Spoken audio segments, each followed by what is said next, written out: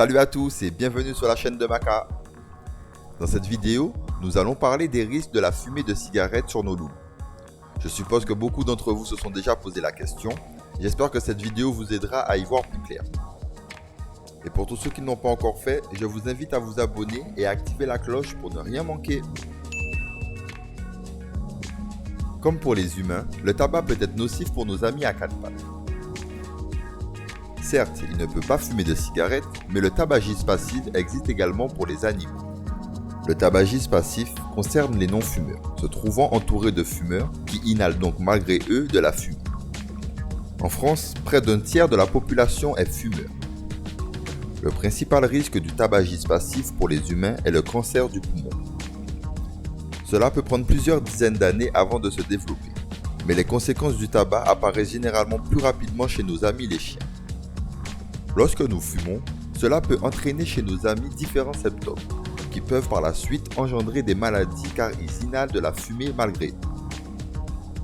Ils peuvent avoir des difficultés respiratoires ou de la toux, car ayant une fréquence respiratoire plus élevée que celle de l'homme, l'animal ingurgite plus rapidement et en plus grande quantité la fumée de cigarette.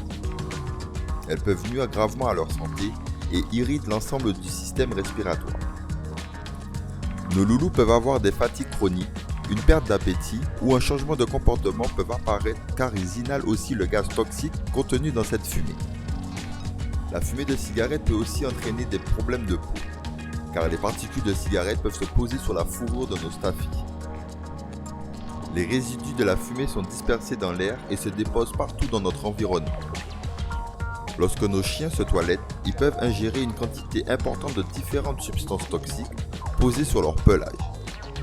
Elle peut aussi entraîner des maladies plus graves chez le chien, voire des cancers nasaux.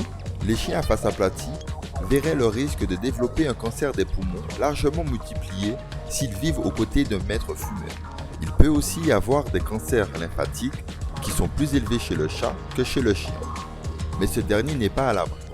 Il est donc préférable de fumer à l'extérieur ou de vous mettre à la fenêtre et d'aérer le plus souvent possible votre lieu de vie. Il faut aussi également vous laver les mains avant de les caresser pour éviter de laisser des particules chimiques sur leur poil. Attention aussi aux draps, aux coussins ou au couchage de votre chien, même les doudous, car les particules de tabac se déposent sur toutes les surfaces. Le tabagisme passif ne concerne pas que les chiens, mais aussi tous les animaux de compagnie. Les chats, les oiseaux, les rongeurs, etc. Pensez également à eux si vous en avez, car ils sont aussi directement concernés. On n'y pense pas souvent, mais attention aussi aux mégots, qui peuvent être ingérés accidentellement par nos loups. Pensez bien à les laisser hors de leur portée. Et bien sûr, la meilleure solution pour protéger nos loulous est d'arrêter de fumer. Merci d'avoir regardé la vidéo, j'espère qu'elle vous aura plu. Et pour tous les anciens abonnés, vous avez dû remarquer qu'il y avait un nouveau générique. Dites-moi en commentaire s'il vous plaît, ou si vous préférez l'ancien. Protégeons nos loulous et tous nos animaux de compagnie. À très bientôt.